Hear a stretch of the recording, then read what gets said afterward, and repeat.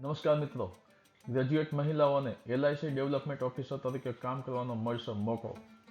વડાપ્રધાન મોદીએ વીમા સખી યોજના કરી લોન્ચ. 10 પાસ મહિલાઓને મળશે 7,000નો પગાર.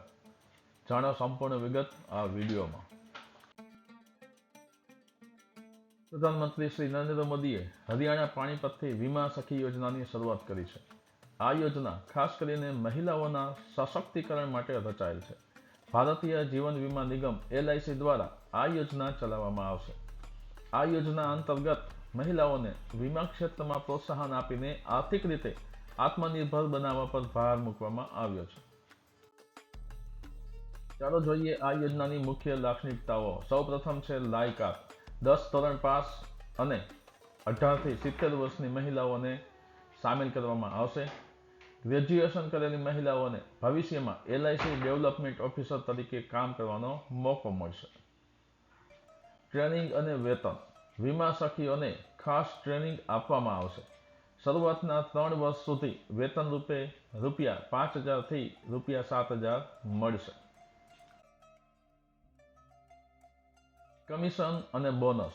ટ્રેનિંગ પૂર્ણ થયા બાદ વીમા સખી LIC એજન્ટ તરીકે કામ કરશે. દરેક પોલિસી પર કમિશન મળશે અને ટાર્ગેટ પૂર્ણ કરવાથી બોનસ પણ આપવામાં આવશે. આવેદન પ્રક્રિયા. LICની આધિકારિક વેબસાઇટ પરથી અરજી કરી શકાય છે. 18 થી 70 વર્ષની 10 પાસ કોઈપણ મહિલા આ યોજનામાં ભાગ લઈ શકે છે.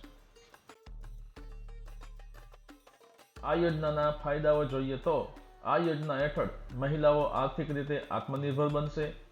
વીમા અંગે લોકોમાં જાગૃતિ લાવવામાં મદદ મળશે. મહિલાઓ માટે નવી રોજગારીની તક ઉપલબ્ધ થશે. સરકારનો ટાર્ગેટ શું છે? સરકારનું લક્ષ્ય છે કે 1 વર્ષમાં 2 લાખ વીમા સખીઓને તાલીમ આપી તેમની નિમણૂક કરવી. આ નારી શક્તિને આર્થિક વ્યવસ્થામાં સામેલ કરવાની દિશામાં એક મહત્વપૂર્ણ પગલું છે. PM મોદીનું નિવેદન.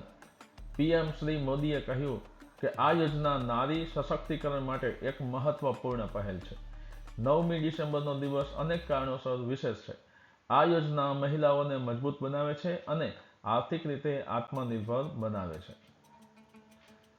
વીમા સખી યોજના મહિલાઓ માટે અર્થશાસ્ત્રીય અને સામાજિક પરિવર્તન લાવવાનું શક્તિશાળી સાધન બની શકે છે.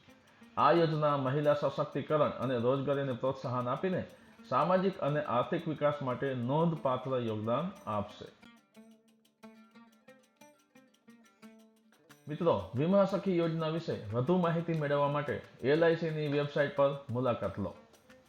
મિત્રો, આવી અન્ય જાણકારી માટે માય સ્ટુડન્ટ્સ એજ્યુકેશન નામની મારી ચેનલ છે એને સબસ્ક્રાઇબ કરજો અને આ વિડીયો તમારા અન્ય મિત્રોને પણ શેર કરજો.